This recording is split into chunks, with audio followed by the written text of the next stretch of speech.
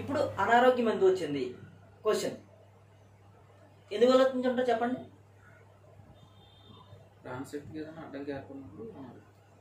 ప్రాణశక్తికి అడ్డంకం ఏర్పడినప్పుడు అనారోగ్యం వచ్చింది అదంటారు మీరు.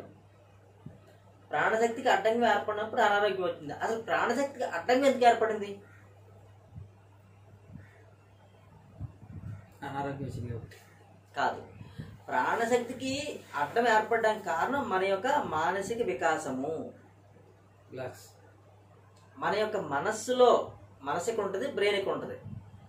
మన యొక్క మనస్సులో ఎప్పుడైతే విచారం వచ్చిందో అది ఏమవుతుందంటే బ్రెయిన్కి వెళ్ళిపోతుంది. అది సబ్ కాన్షియస్ మైండ్ ఫీడ్ అయిపోతుంది ఫస్ట్. ఉదాహరణకి నాకు చిన్నప్పుడు ఏదో కోరిక కలిగింది, మా నాన్నగారు తీర్చలేదు. మా నాన్నగారు ఎప్పుడైతే ఆ కోరిక తీర్చలేదో అది నా సబ్ కాన్షియస్ మైండ్ ఫీడ్ అయిపోయింది. నేను ఏదో కొనమన్నాను, మా డాడీ కొనలేదు అని ఫీడ్ అయిపోయింది. ఆ ఫీడ్ అయిపోయింది ఏమవుతుందంటే సబ్ కాన్షియస్ మైండ్ ఫీడ్ అయిపోతుంది. సబ్ కాన్షియస్ మైండ్లో ఎప్పుడైతే ఫీడ్ అయిపోయిందో అది దిగులు ఉండిపోయింది, ఆ కోరిక ఉండిపోయింది. ఆ కోరిక తీరలేదు. ఆ కోరిక ఎప్పుడైతే తీరలేదో అది బలీయం అయిపోతుంటుంది.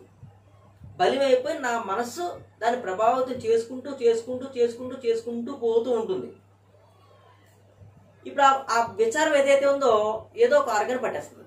అది లంగ్స్ పట్టచ్చు, హార్ట్ పట్టచ్చు, కిడ్నీస్ పట్టచ్చు, లివర్ పట్టచ్చు, దేనికైనా పట్టచ్చు అనారోగ్యం. మరి అది ఎలా పోతుంది? డాక్టర్ దగ్గరికి వెళ్ళాలి. ఏ డాక్టర్ దగ్గరికి వెళ్ళాలి? అలోపతి డాక్టర్ దగ్గరికి వెళ్ళాలి, లేదంటే హోమియోపతి డాక్టర్ దగ్గరికి వెళ్ళాలి, లేదంటే ఆయుర్వేద డాక్టర్ దగ్గరికి వెళ్ళాలి, లేదంటే మనలాగా హెలస్ దగ్గరికి రావాలి, లేదంటే మనలాగా ఆక్యుపంచరిస్ట్ దగ్గరికి రావాలి, ఒక థెరపిస్ట్ దగ్గరికి రావాలి.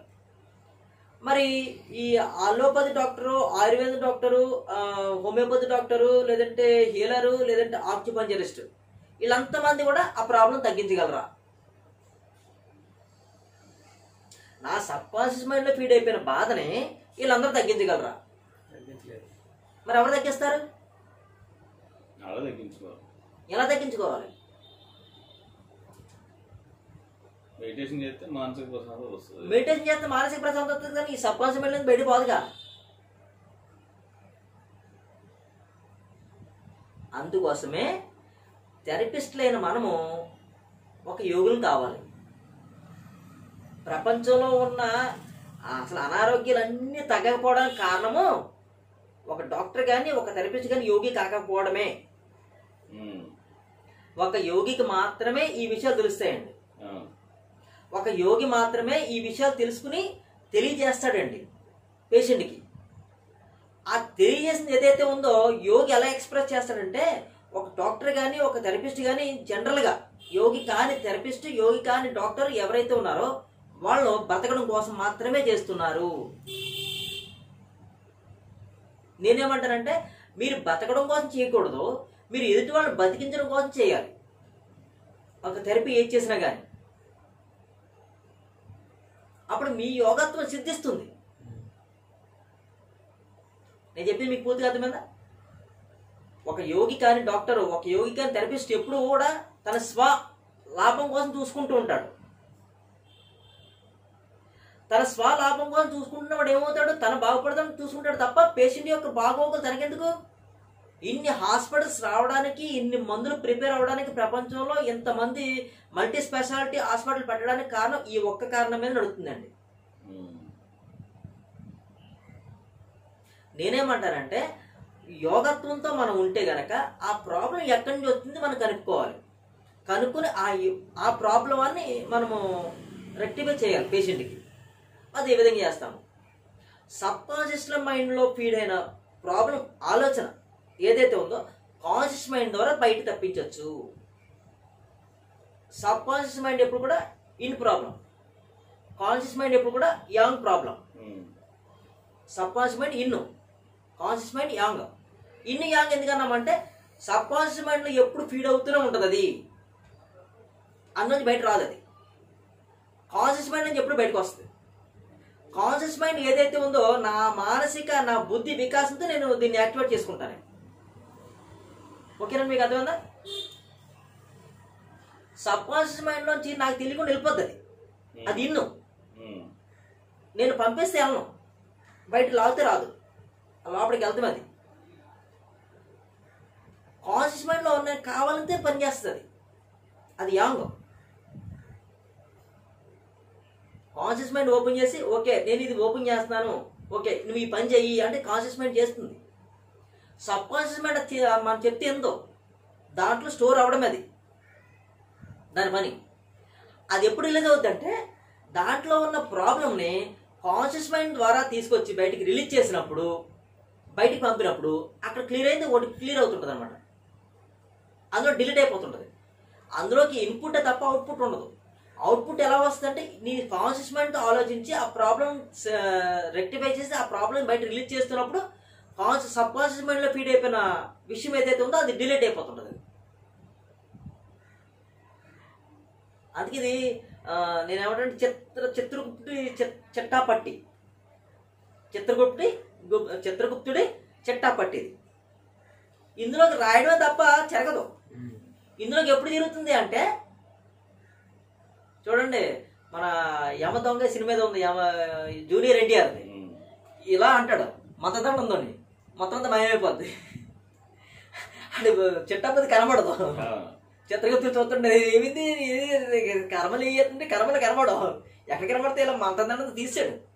ఆ మంత్రదండం ఏదైతే ఉందో ఇది మనం ఏం చేయాలంటే, థెరపిస్టులమైన మనం ఏం చేయాలంటే, మనం ఆక్యుపంచరో ఆక్యుప్రెజరో మర్మయో ఏదో చేస్తూ కూడా అమ్మా నీ ప్రాబ్లం ఇది ఉంది, ఈ ప్రాబ్లం తగ్గించాలంటే నువ్వు యోగంతోకి వెళ్ళాలి, నీ ప్రాబ్లం ఇది. ఆ ప్రాబ్లాన్ని మనం కనిపెట్టి ఆ ప్రాబ్లం ఎందువల్ల వచ్చిందో పేషెంట్ని కనిపెట్టి అది చెప్పి ఆ ప్రాబ్లం తగ్గించుకోవాలి నువ్వు. ఇప్పుడు సపోజ్ నాకు మనోవ్యాధి వచ్చింది, ఇప్పుడు ఈ హీలీ కొనుక్కుందాం అనుకున్నాను, కొనుక్కోలేకపోయాను, కొనుక్కోలేకపోయాను బాధపడుతున్నాను. నేను ఒక ఉదాహరణ చెప్తాను మీకు. నేను ఇది ఏమైపోయింది, సబ్ కాన్షియస్ మైండ్ ఫీల్ అయిపోతుంది. హీలీ కొనుక్కుంటే నా అనారోగ్యం తగ్గినమో, నా అనారోగ్యం తగ్గినమో అనుకుంటున్నాను నేను. హీలీ కొనుక్కోలేకపోయిన డబ్బులు లేవు, మన అనారోగ్యం తగ్గలేదు. ఇప్పుడు నేనేం చేయాలి, ఇప్పుడు మీరేం చేయాలి, థెరపిస్ట్ కానీ మీరు ఒక థెరపిస్ట్, మీ దగ్గర నేను వచ్చాను, ఏమంటే నా అనారోగ్యం ఇలా పెరిగిపోయిందని. అప్పుడు మీరు ఏం చేయాలంటే నా వెనక్కి రావాలి, ముందర వెనక్కి వచ్చి అమ్మ నీకు ఈ ప్రాబ్లం ఎప్పటి నుంచి వచ్చింది అని అడగాలి. ఒక 10 రోజుల నుంచి వచ్చింది అండి నేను. అసలు 10 రోజులు వెనక్కి 10 రోజుల తర్వాత ఏం జరిగింది చెప్పమని అలా వాళ్ళు చెప్తారు. నేనండి 10 రోజుల వరకు బాగానే ఉన్నానండి, అనుకోకుండానండి ఈ సార్ వచ్చి హీలీ డివైస్ కోసం చెప్పారండి. ఈ హీలీ డివైస్ ఎందుకు ఉపయోగపడుతుందంటే నీకు అనారోగ్యం తగ్గుద్ది అని చెప్పానండి. హీలీ డివైస్ కొనుక్కోమన్నానండి, మా ఆవిడ కొనుక్కోద్దు అన్నది. సపోజ్ మా ఆవిడ కొనుక్కోద్దాం అనుకున్నాను, కొంచెం మా ఆవిడ కొనుక్కోద్దు అన్నదండి. ఇది కొనుక్కుంటే నేను తగ్గిపోనండి అని చెప్పాను. మీరేం చేయాలంటే ఓకే నువ్వు ఒక పని చేయి, నీకు ఆక్యుపంచర్ చేస్తున్నాను, నీకు మర్మ ఏదో చేస్తుంటాను, తగ్గిస్తుంటాను. దీంతో పాటు నువ్వు ఒక ఆలోచన చేయాలి. అలాగంటే హీలీ డివైస్ వల్లే కాదు నీ అనారోగ్యం తగ్గడము, హీలీ డివైస్ ఎవరైతే కొనుక్కున్నారో వాళ్ళ దగ్గరికి వెళ్ళి హీలింగ్ థెరపీ నువ్వు తీసుకో. సపోజ్ అంటే మీకు ఒక ఉదాహరణ దీని గురించి ఎక్స్ప్లెయిన్ చేస్తున్నాను, జస్ట్ కొంచెం నాకు కనబడింది కాబట్టి దీని గురించి చెప్తాను మీకు. ఎవరైతే హీలింగ్ డివైస్ తీసుకున్నారో వాళ్ళ దగ్గరికి వెళ్ళి 1 గంట సేపు హీలింగ్ తీసుకో. నువ్వు కొనుక్కోక్కర్లేదు, అలాగే తగ్గిపోతుంది నీకు. అప్పుడు నీకు హీలింగ్ డివైస్ ఉపయోగం వచ్చిందా లేదా, తగ్గిందా తెలిసిపోతుందిగా. ఓకే తగ్గింది, అప్పుడు ఏదైతే తగ్గిందో అది మీ ఆవిడ చూపించు. మీ ఆవిడ ఎందుకు అవుతుంది, ఎక్కువ అడిగాడు వద్దంది కాబట్టి వద్దు అంది, కాబట్టి నువ్వు ఆగో. కానీ నీ బ్యాంక్ ఉండిపోయింది కదా, అది ఉంటే తగ్గిపోనామని. అది తగ్గిపోతుందో లేదో తెలియాలంటే మీ ఆవిడకి నువ్వు నిరూపించగలగాలి.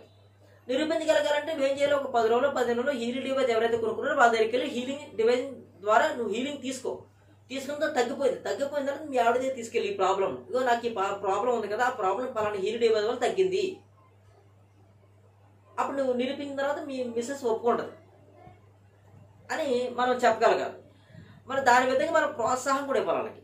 అంటే అరే మనం ఈ విధంగా చెప్తే కనుక హీలింగ్ డివైస్ కోసం వాళ్ళు వెళ్ళిపోతారేమో, ఆ థెరపిస్ట్ దగ్గరికి వెళ్ళిపోయి హీలింగ్ తీసుకుంటారేమో, మరి నా ప్రాక్టీస్ ఆగిపోతేమో కాదు. ఏం చెప్పాలి, నేను నా పని చేస్తాను, నువ్వు ఈ పని కూడా తీసుకో. ఇప్పుడు సపోజ్ ఒక భర్త మీద భార్యకి చాలా ప్రేమ ఉందండి. ఆ ప్రేమ హై పిచ్కి వెళ్ళిపోయింది.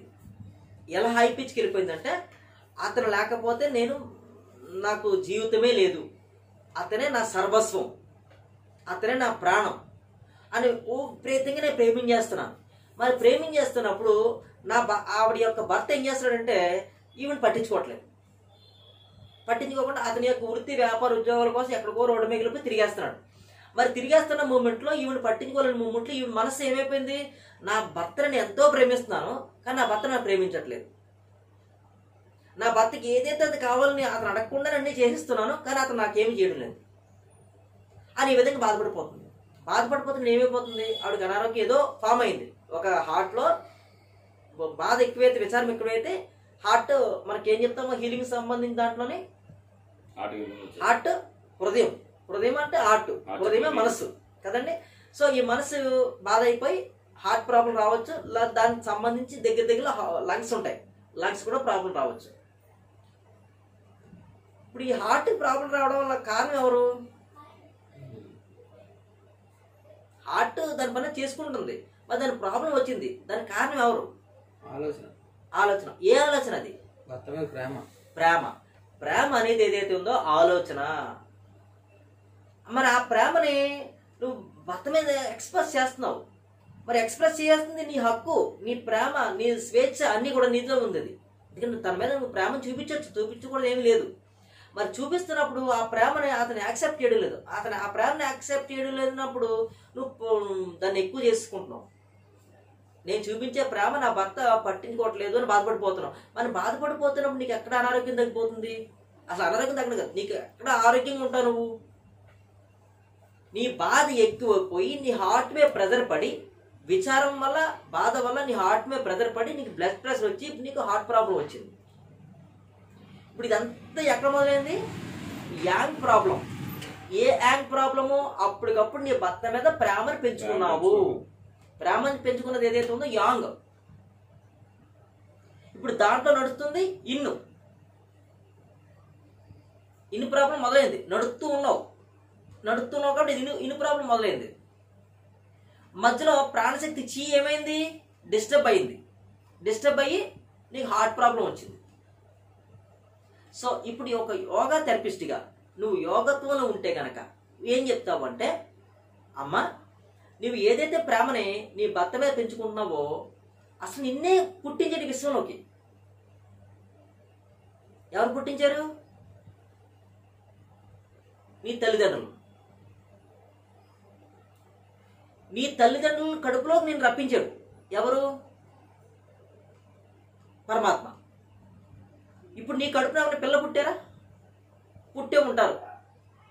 అంటే ఇక్కడ నీ తల్లిదండ్రులు, పరమాత్మ, నీ కడుపులో పుట్టిన బిడ్డలో నీ ఒక్క భర్త మీద నీ ప్రేమను చూపించే బదులు వీళ్ళందరి మీద పంచు, డైవర్ట్ చేయి. పట్టించుకోని వ్యక్తిని నువ్వెందుకు పట్టించుకుంటావు? నీ భర్త మీద ప్రేమను చంపుకోవద్దని చెప్పట్లేదు, ప్రేమ ఉంచు అలాగా, కానీ ఉంచిన ప్రేమని డైవర్ట్ చేయి. నీ తల్లిదండ్రుల మీద, నీ పిల్లల మీద, నీ మీద, అసలు నిన్నే పుట్టించిన ఆ పరమాత్మ మీద ప్రేమను పెంచుకో. ఇంకా నీ బిడ్డల మీద కంటే కూడా, నీ తల్లిదండ్రుల మీద కంటే కూడా నీ మీద నువ్వు ప్రేమను పెంచుకో. ఎందుకు? అసలు నువ్వు అంటూ ఈ భూమి మీద ఉంటేనే నువ్వు ఏదైనా చేయగలవు. నువ్వంటే ఈ భూమి మీద లేకపోతే నువ్వేం చేయగలవు? నీ మీద నువ్వు ప్రేమను పెంచుకో. ఇంకా నిన్ను ఈ భూమి మీద పంపించడానికి కారణభూతమైన ఆధారభూతమైన ఏదైతే ఉందో చైతన్యం, ఏదైతే ఉందో భగవంతుడు, ఆయన మీద ప్రేమ పెంచుకో. అప్పుడు నీకు ఆటోమేటిక్గా హార్ట్ ప్రాబ్లం కాదు, అసలు ఏ ప్రాబ్లమ్స్ నీ దగ్గర ఉండవు. ఖచ్చితంగా ఏ ప్రాబ్లమ్స్ ఉండవు. ఒక థెరపిస్టు, ఒక డాక్టరు ఎవరైతే ఉన్నారో వాళ్ళు యోగత్వంలో ఉండాలి.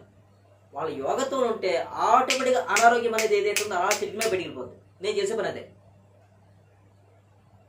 ప్రతి పేషెంట్ నా దగ్గరికి వస్తే నేను ఫస్ట్ అనారోగ్యం ఏంటి అని అడుగుతాను. అనారోగ్యం కోసం వాళ్ళు ఏదో చెప్తారు, నేను బాడీ మీద చెయ్యకుండా ఫస్ట్ ఎంట్రన్స్లో వచ్చిన పేషెంట్కి ఎవరైతే ఉన్నారో వాళ్ళకి నేను ఒక అరగంట సేపు 30 గంటల సేపు ఉపోద్ఘాతం ఇదే చెప్తాను. వాళ్ళ సబ్కాన్షియస్ మైండ్లో ఫీడ్ అయిపోయిన బాధ ఏదైతే ఉందో క్లియర్ చేయాలండి. క్లియర్ చేసి వాళ్ళ కాన్షియస్ మైండ్లో అది పుట్టించాలి. కాన్షియస్ మైండ్లో మనం పుట్టించిందే అది లోపలికి వెళ్దాం. సబ్కాన్షియస్ మైండ్లో మనకు తెలియకుండా ఫీడ్ అయిపోతుంది. ఓకేనండి. అప్పుడు ఈ కాన్షియస్ మైండ్లో వాళ్ళకి క్రియేట్ చేస్తాం, మనం కుప్పిస్తాం. కుప్పించిన తర్వాత వాళ్ళు దాన్ని రీజనరేట్ చేసుకుంటూ ఉండాలి లోపల నుంచి. ఓకే, మన గురుగారికి చెప్పారు, నా నా ఆలోచన మార్చుకోవాలి, నా మనసు మార్చుకోవాలి, నా భర్త మీద ఉన్న ప్రేమని మరి ఆయన పంచుకోవట్లేదు, నా ప్రేమను ఆయన పంచుకోవట్లేదు కాబట్టి నా ప్రేమని వేరే వాళ్ళు పంచాలి. వేరే వాళ్ళు పంచకుండా నా ఒక్క భర్త మీద పంచడం వల్ల నేను పెరిగింది ఏం లేదు, తరిగిపోతున్నాను తప్ప. మరి నేను తరిగిపోతున్నందుకు గాను నేను మార్చుకోవాలి. నేను ఆరోగ్యంగా ఉండాలంటే ముందు నా ఈ ప్రేమకు కారణం, నాకు ఈ బాధకు కారణం ఏదైతే ఉంది ఈ ప్రేమ నేను మార్చుకోవాలి అని తన సబ్ కాన్షియస్ మైండ్లోంచి పీడైపోయిన బాధని కాన్షియస్ మైండ్లో తీసుకొచ్చి మార్చాలి. మనం తన కాన్షియస్ మైండ్లో రాసుకోవాలి, ఇక్కడి నుంచి నేను పరమాత్మని తప్ప, నా బిడ్డలను తప్ప, నా తల్లిదండ్రులను తప్ప ఇంకా నేను ఎవరిని ప్రేమించకూడదు, నా భర్తతో పాటు వీళ్ళందరూ కూడా ప్రేమించాలి, ఒక భర్తగా పంచిన ప్రేమని వీళ్ళందరమే పంచాలి నేను అని ఎప్పుడైతే నేను మార్చుకున్నానో, ఈ పేషెంట్ ఎప్పుడైతే మార్చుకుందో ఆటోమేటిక్గా మీరు చేసే థెరపీతో పాటు ఈ మైండ్ కూడా పనిచేసి, మీ యొక్క ఆలోచన కూడా పనిచేసి ఆటోమేటిక్గా ఇలా ఇలా ఇలా చిటికలతో వెళ్ళిపోతుంది. ఇది నిజమైన సూత్రం అండి. ఒక థెరపిస్ట్ బాగోవాలి, ఒక డాక్టర్ బాగోవాలి అంటే ముందు పేషెంట్ బాగోవాలి. కానీ ప్రస్తుతం ఉన్న జనరేషన్ అట్లా లేదు, ప్రస్తుతం ఉన్న మన ప్రపంచంలో అలా లేదు. ఒక్క మన యొక్క ఈ ఆక్యుపెంచర్ థెరపిస్టులు మాత్రమే ఇలా చేయగలుగుతున్నారండి. పూర్తిగా మనం బాగోవాలంటే ముందు వాళ్ళు బాగోవాలి, వాళ్ళు బాగుంటేనే మనం బాగుంటాం.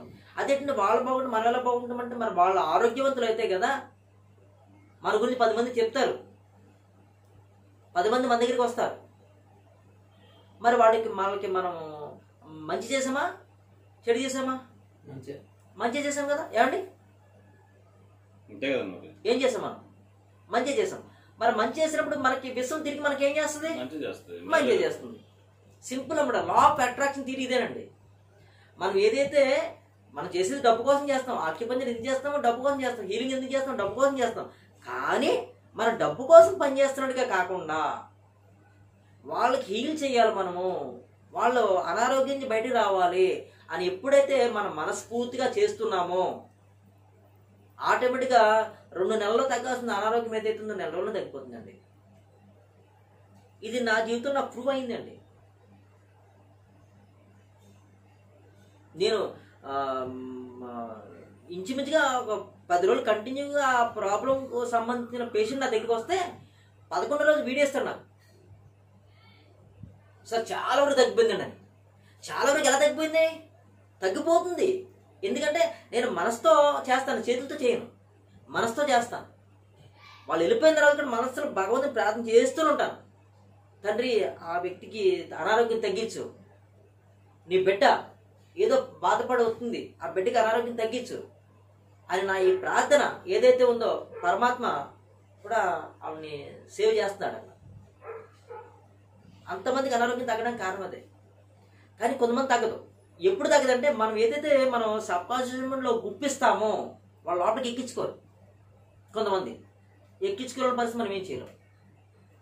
అందుకే ఎవరి కర్మకు వాళ్ళు బాధ్యులు. మనం ఎప్పుడైతే మనము ఈ విధంగా చేస్తూ ఉన్నామో, ఎప్పుడైతే మనం చెప్పింది ఆ పేషెంట్ తీసుకుంటున్నారో మానసికంగా కూడా వాళ్ళు కూడా మారాలండి. మానసికంగా మారకపోతే మనం ఎన్ని చేయండి, మన దగ్గరికి ఎన్ని నెలలు వచ్చినా తగ్గదు. మళ్ళీ వాళ్ళు వేరే థెరపిస్ట్ దగ్గరికి వెళ్తారు. అరే స్వామినారాయణ గారు బాగా చేయడం లేదు, లేదంటే దేవర గారు బాగా చేయడం లేదు అని వేరే దగ్గరికి వెళ్తారన్నమాట. వాళ్ళు మనకులాంటి వాళ్ళ దగ్గరికి ఎంతమంది తిరిగినా సరే అంతే పరిస్థితి వాళ్ళు. కానీ ఎప్పుడు వాళ్ళు ఎక్కించుకుంటారంటే, ఏ రోజైతే మీరు ఈరోజు ఉదయం లేస్తూనే మీరు దైవ ప్రార్థనతో లేగాలి. మీరు అన్కాన్షియస్ లేకూడదు. కాన్షియస్ మైండ్తో లేస్తూ పరమాత్మకి కృతజ్ఞత తెలుపుకుంటూ మనం ఎప్పుడైతే ఉన్నామో, అంటే నాకు సిచ్యువేషన్లో కూడా కొన్ని ఎట్లా జరిగినాయి. ఏదైతే ముందు రోజు ఏదో ప్రాబ్లం నాకు ఉంటుంది, ఇంట్లో ప్రాబ్లం ఉన్నప్పుడు రాత్రి పడుకున్నప్పుడు నా సబ్ కాన్షియస్ మైండ్ కూడా అట్లా దాని చుట్టూ తిరుగుతుంది. ఉదయం లేచినప్పుడు ఈ ప్రార్థన మర్చిపోవడం అంటే కాదు, ఎందుకో మొత్తం మీద వదిలేసాను. ఆ రోజు పేషెంట్లు వస్తారు, పేషెంట్లు వచ్చిన రోజు నేను సరిగ్గా చేయలేను కూడా. నేను చూసుకున్నాను. ఆ రోజు పేషెంట్ని సరి చేయలేరు. మామూలుగా నా నోటితో ఏదైతే చెప్పాలో చెప్పేస్తుంటాను, కానీ నా నోట్లోంచి వస్తే కానీ మనసులోంచి రాదు. నిజంగా నేను కాన్షియస్ మైండ్తో లేస్తూ నేను ఫ్రీ వెళ్ళగా నేను ఎప్పుడైతే నేను మంచం దిగానో పేషెంట్కి నా నోటి మాటలు రావు, మనసులోంచి మాటలు వస్తాయి. నా మనసులోంచి ఎప్పుడైతే మాట వచ్చిందో పేషెంట్ సబ్కాన్షియస్ ఫీల్ అయిపోతుంది. సబ్కాన్షియస్ ఫీడ్ అయిపోద్ది. ఇన్ని ప్రాబ్లం మనం ఎక్కించకుండానే ఎక్కుతుంది అది. ఓకేనండి. ఇప్పుడు అది సబ్కాన్షియస్ మైండ్ ఫీడ్ అయిపోయింది. అది వాళ్ళ సబ్కాన్షియస్ మైండ్ ఫీడ్ అయిపోయింది. ఏం ఫీడ్ అయిపోయింది? ఇది వరకు ఉన్న బాధకు సంబంధించిన బాధ కాకుండా నా మంచి మాటలు సబ్కాన్షియస్ ఫీడ్ అయిపోయింది. నా సబ్కాన్షియస్ మైండ్ వాళ్ళకి తెలియకుండా ఫీడ్ అయిపోయింది కాబట్టి కాన్షియస్ మైండ్ ద్వారా వాళ్ళు ఆటోమేటిక్గా ఏం చేయాలో చేస్తారు. మనం ఇప్పుడు గుప్పించాలి. ఆ గుప్పించింది ఏదైతే సబ్ కాన్షియస్ మైండ్లోకి వెళ్ళాలి. కాన్షియస్ మైండ్లోకి వెళ్ళాలంటే ముందు సబ్కాన్షియస్ మైండ్లోకి వెళ్ళాలి. అది ఎప్పుడు వెళ్తుందంటే మనము మానసికంగా ఎప్పుడైతే స్పందనతో చెప్తామో ఆ ఎదుటి పేషెంట్ తీసుకుంటాడు. ఆ ఎదుటి పేషెంట్ ఎప్పుడైతే తీసుకున్నాడో ఆటోమేటిక్గా మనం చెప్పించేస్తాడు. అదే మన నోట్తో చెప్తాం ఏం జరగదు. చాలామంది డాక్టర్ని చూసాను. చిన్నప్పుడు నేను కూడా చాలా హాస్పిటల్కి వెళ్ళాను. వాళ్ళు ఏం చెప్తుంటారంటే, ఏమండి మీరు ఆలోచన తగ్గించాలండి అంటారు. ఏ ఆలోచన తగ్గించాలి? నాకు ఏ ఆలోచన లేవే అంటాను నేను. లేదండి మీ ఆలోచన చాలామంది డాక్టర్లు చెప్తారండి ఆలోచన తగ్గించండి అంటారు. అసలు ఏ ఆలోచన తగ్గించాలో చెప్పరు వాళ్ళు. చెప్పాలంటే వాళ్ళకి అంత టైం ఉండాలి. ఓపీ స్టార్ట్ అయిపోయిన తర్వాత పేషెంట్లు లోపలికి వెనకాల 10 మంది పేషెంట్లు ఉన్నారు ఓపీలు. ఒక అరగంట సేపు నీకే ఉపాధి రాదని చెప్తూ కూర్చుంటే ఆ డాక్టర్ అయిన నేను నాకేం వస్తుంది? నా బొంద ఏమీ రాదుగా. కాబట్టి అమ్మ ఆలోచన తగ్గించమ్మా, ఆలోచన తగ్గించకపోతే కుదరదమ్మా, నువ్వు ఎంత ఫ్రీ అయిపోవాలన్నా ముందు ఆలోచన తగ్గించే అని చెప్పేసి రాసిచ్చేస్తాడు. మందులు వాడమ్మా. ఆవిడ వెళ్ళిపోయింది. బయటికి వెళ్ళిపోయిన తర్వాత ఆయనకో లేకపోతే వాళ్ళ పిల్లలకో చెప్తుంది ఆలోచన తగ్గించాలంటే ఏం తగ్గించాలో నాకు అర్థం కాదు, నేనే ఆలోచన చేస్తాను చెప్పు. మనిషి చేసేంత ఆలోచనలే. మరి ఆలోచనలు ఎలా తగ్గించాలో చెప్పడు ఈ డాక్టర్. ఎందుకంటే అంత టైం ఉంటాం. బయట మరి 10 మంది ఓపీ పేషెంట్లు ఉన్నారు. మరి సాయంత్రంకి మనకి ఒక 10,000 50,000 ఇంటి పట్టుకుపోతే నాకు ఎలా కుదురుతుందా మల్టీ స్పెషాలిటీ హాస్పిటల్ పెట్టినప్పుడు? కాబట్టి చెప్పలేను. 2 ముక్కలు ఆలోచన తగ్గించుకోమని చెప్పి ప్రిస్క్రిప్షన్ రాసి మందులు కొనుక్కోమని చెప్పి పంపించేస్తాను. ఇది కాదు. ఇప్పుడు మనం థెరపిస్టులుగా ఉన్నాం. మనం ఏం చేయాలంటే యోగత్వాన్ని కూడుకుని ఉండాలి. ఏ యోగత్వాన్ని కూడుకుని అంటే గంటలు కానీ మీరేం ధ్యానం చేయమని చెప్పట్లేదు. జస్ట్ ఈ ఆలోచనతో మనం వాళ్ళకి ఫీడ్ చేసినప్పుడు మనం ఇచ్చే థెరపీ కంటే కూడా మనం ఇచ్చే మందు కంటే కూడా 3 వంతులు అదే పని చేస్తుంది. మనం యొక్క మాటే వాళ్ళకి మందు. 3 వంతులు అదే పని చేద్దండి. ఒక వంతే మనం ఇచ్చే థెరపీ కానీ మనం ఇచ్చే మందు కానీ. బాగా అర్థమైందా?